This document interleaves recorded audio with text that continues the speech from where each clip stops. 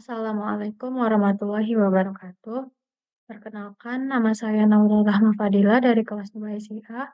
Di sini saya akan menjelaskan bagaimana inisialisasi Git dan passing data ke view dari root, controller, dan view. Baik, yang pertama saya akan menjelaskan bagaimana cara menginisialisasi Git dan proses commit hingga tercepat. Langkah pertama itu pastikan Git sudah terinstall. Lalu buka terminal. Kemudian kita ketik git version, maka hasilnya akan menampilkan versi Git yang kita gunakan. Selanjutnya kita buka di project Visual Code dan jalankan terminal. Kita buka terminal, new terminal. Kemudian kita ketik git init. Enter. Kita cek apakah Git sudah berhasil diinstal. Di sini Git sudah berhasil terinstall. Kemudian kita ketik git status, di mana Git berhasil diinisialisasi terlihat pada folder. Kita enter. Kita cek di folder apakah sudah berhasil diinisialisasikan.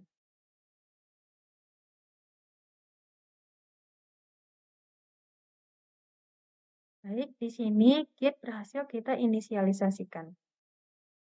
Selanjutnya, kita ketik git add. Gunanya itu untuk menambahkan semua file yang baru atau berubah. Dan titik ini berarti semua folder pada saat ini. Dan bisa juga kita buka profile, kemudian kita enter. Lalu kemudian kita akan kembali setelah menjalankan perintah di atas, kita ketik git status. Enter. Maka akan menampilkan list file yang ada di staging area dan siap untuk kita commit. Selanjutnya itu ada yang namanya git reset atau bersifat opsional. Gunanya itu untuk membatalkan file yang sudah masuk. Kita ketik saja git reset. Seperti ini. Selanjutnya itu kita akan mengkonfigurasi identitas username dan user email. Caranya itu kita bisa ketik di sini, git config. Yang pertama itu kita akan set username, di sini kita buat user.name. Saya buat nama saya, lalu kita enter, kemudian kita set email. Caranya sama.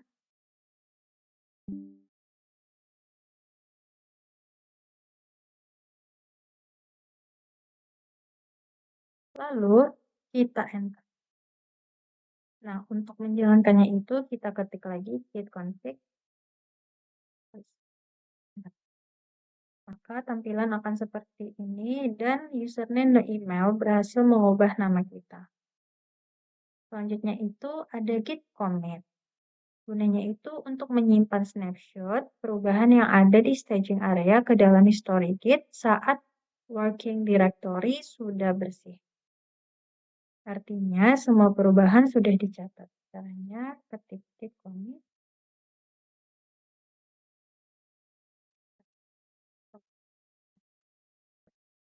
Kemudian kita enter. Lalu kita ketik git status. Ini berhasil on branch master, nothing to commit, working tree clean. Nah, selanjutnya itu terdapat juga git log.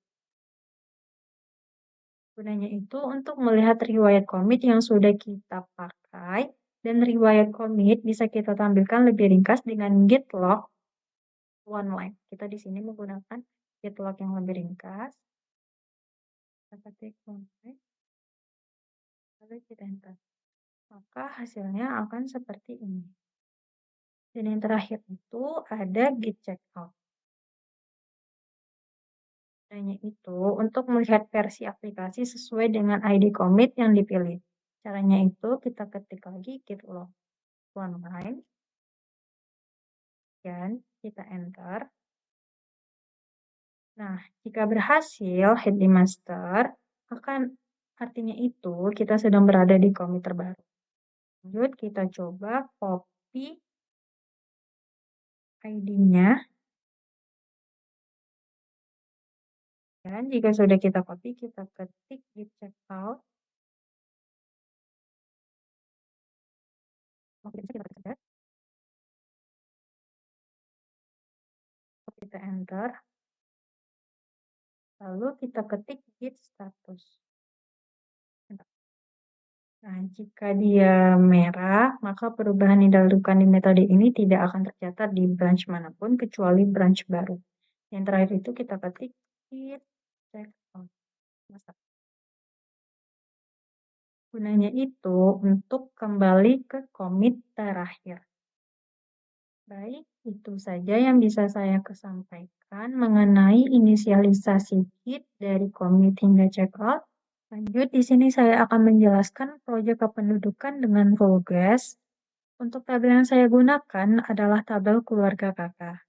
Yang pertama, saya membuat proyek baru dengan nama kependudukan guest, karena pada role ini hanya bisa menampilkan data dan tidak bisa menambahkan, mengedit, ataupun menghapus data.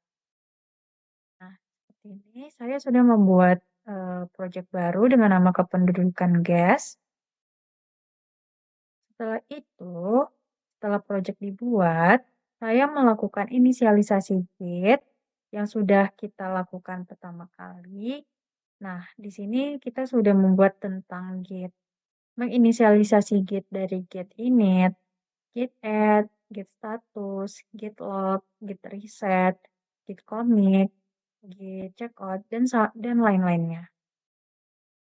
Selanjutnya itu, saya akan membuat root baru yang diarahkan ke controller. Kita buat root baru yang akan diarahkan ke controller. Nah,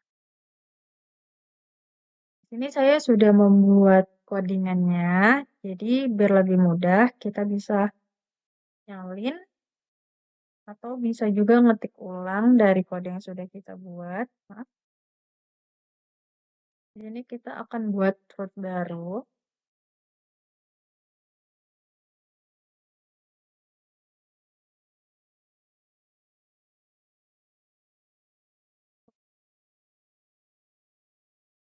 Lalu kita tekan atau kita klik keluarga controller ini, kemudian kita cari import class. Jika tidak ada opsi import class, kita juga bisa ketik sendiri. Lebih mudah, di sini sudah ada, jadi kita copy saja.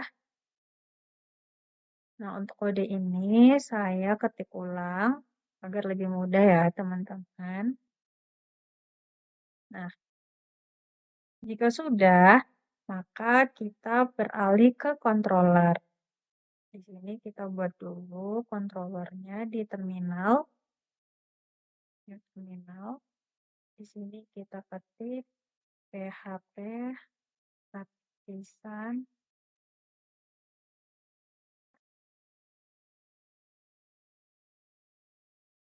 Ini kita buat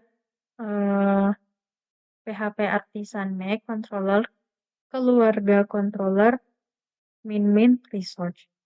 Kemudian kita enter.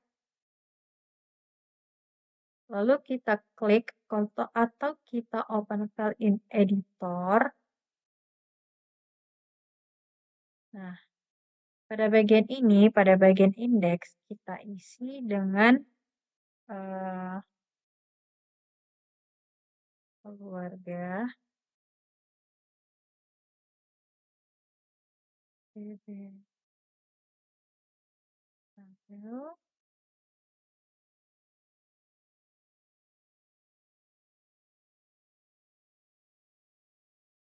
Ini gunanya untuk data dari tabel, lalu kita buat lagi untuk yang dikirimkan ke dalam view, kita buat return view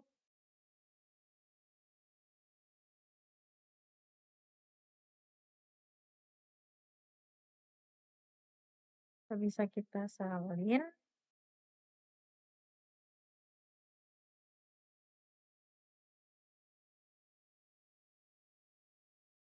Sama seperti tadi, kita buat atau kita salin, maaf, kita tekan atau bisa kita salin juga. Cuman karena di sini tidak ada import class, jadi kita ketik ulang saja. Nah, data ini akan kita kirimkan ke view. Nah, pada view ini nanti akan menampilkan dalam bentuk tabel agar dia lebih rapi. Di sini kita salin aja kodenya, kode yang sudah kita buat. Jika sudah, kita salin all. Saat proyek dijalankan, tampilan tabel keluarga yang berisikan ID kakak, nomor kakak, kepala keluarga, alamat, RT, dan RW. Nah, kita coba ya, pendudukan.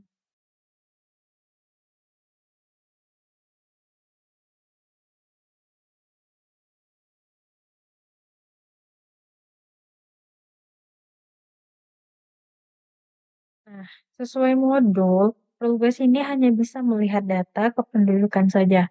Jadi, yang di sini yang dapat kita lihat data keluarga kakak, nomor, nomor ID kakak, nomor kakak, kepala keluarga, alamat, RT, dan RW.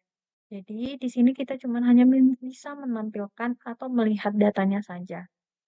Dan untuk isinya itu bisa melalui dari admin. Nah, tugas admin itu adalah yang bisa menambahkan, mengedit, menghapus, eh, serta lainnya. Jadi inilah pembahasan saya mengenai proyek kependudukan pada role Quest dengan tabel keluarga kakak. Mohon maaf apabila ada kesalahan atau masih ada yang belum jelas. Saya mohon maaf. Sekian, terima kasih. Wassalamualaikum warahmatullahi wabarakatuh.